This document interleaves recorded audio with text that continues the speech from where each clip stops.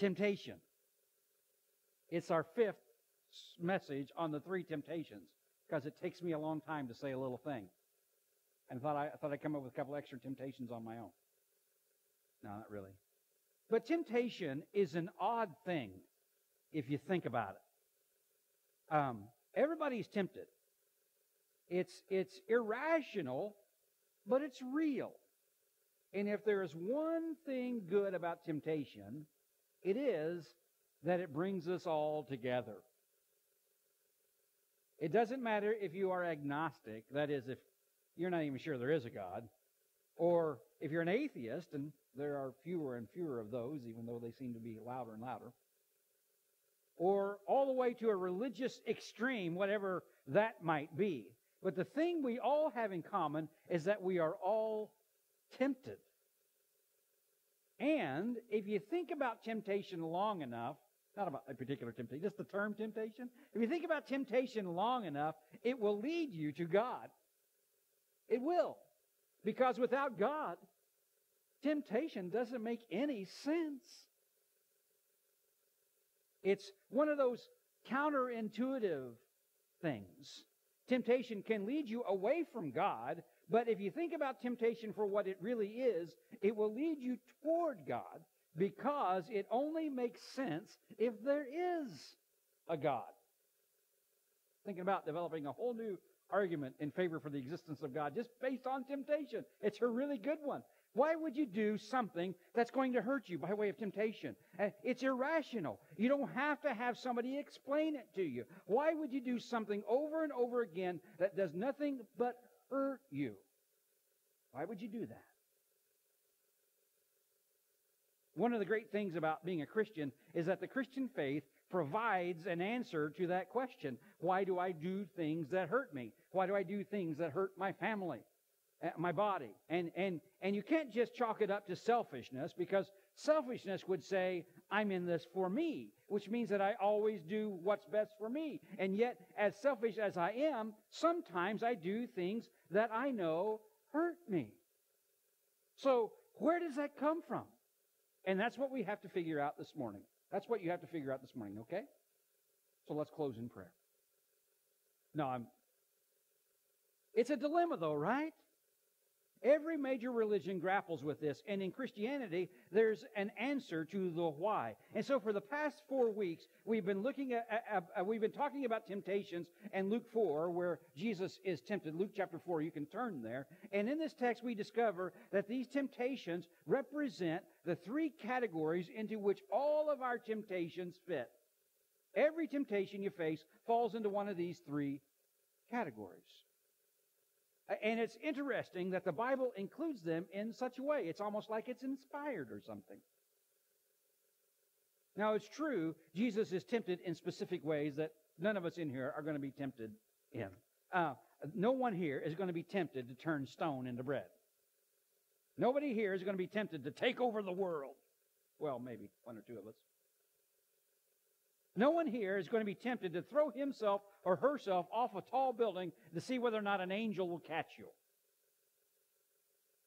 I once attempted to parachute off the top of my house when I was 7 years old. Found a parachute. Thought it would work. My dad caught me. The parachute didn't catch me. My dad caught me on the roof. Let me tell you, I would have much rather used the parachute. I mean, it seemed like I landed on my bottom, and I couldn't sit down for like 3 days. But as we look at these temptations, several things begin to surface. Think about what we've talked about. This is a summary of what we've covered. Every time you're tempted, three things are at stake, right? Your faith, your future, and your family. Every time you're tempted, your future is at stake. Your current reality has been altered. Your current reality has been altered or impacted by a decision you made a long time ago. You might even wish you could go back and avoid the temptation a long time ago that you gave into, because your present reality has been shaped by it. Every one of us in here can say, I'm a living example of that truth. That if you give in to certain temptations, it will impact your future, because my future is now and I've been impacted. Every one of us can say that. It also impacts your family. Again, some of the things that you deal with now are things that were dropped on you by your parents who gave in to some temptation. And their temptations have affected their family, part of which is you. And some of you grew up without a dad in the home, or a mom who drank too much, or whatever. Who knows what? And you saw them make decisions that affected their family, and now you are second generation, and it has impacted you.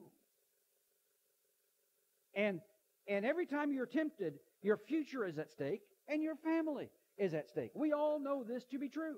And also, and the more subtle one is, your faith is at stake. And we talk about this a lot, that temptation is a test of your faith, not just your self-control.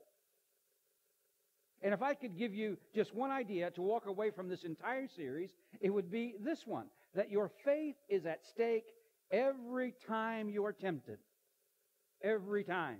And if we looked honestly at our temptations, or better yet, if we could wake up tomorrow morning and think about our future temptations, because we know they'll come. We know they'll probably come that day or that week. You know they're coming. And you can examine how they're going to impact your faith. If you could think that through, if you could stop long enough and connect those dots between your temptation and your confidence in God, that alone would give you great power, tremendous power over the things you're confronted with. When you realize what is at stake is not just your future, not just your family, but your faith. And that the issue is this: can God be trusted? Can God be trusted as I perform my job? Can God be trusted in this relationship? Can God be trusted in this business deal? Can God be trusted with my son or daughter? Can God be trusted in the reality, in the details of my life? Or is God just a category out there, disinterested, uncaring? So, am I going through this life alone and on my own terms, or is God somehow involved? And can God be trusted in the nitty-gritty of my life? Every single temptation is about this. And you remember when we look at the first temptation, and it was a legitimate need. Jesus was hungry, and the devil said, well, just turn these stones into bread. You can do it. You have the power. It's a real need. It's a legitimate need. It comes from God. God doesn't want you to starve. You know you're eventually going to eat anyway. So get on with it. Meet your need. And Jesus stopped and said, wait a minute. This is not just about me meeting my need. There's a bigger picture here. My faith is at stake. The issue is, do I trust my Heavenly Father to meet my need in a responsible and reasonable way, or has He left me to fend for myself? And I believe God will meet my need, so I'm going to trust Him. There is more to life than getting my physical need met. There is a God factor, a faith factor, an unseen world. You see, man shall not live by bread alone. Woman shall not live by dates alone. Thou shalt not live by weekends alone, or by sex alone, or money alone, or whatever alone. Every temptation is the issue of, if I don't make something happen, nothing's going to happen. And I can't wait on whether or not God is going to show up.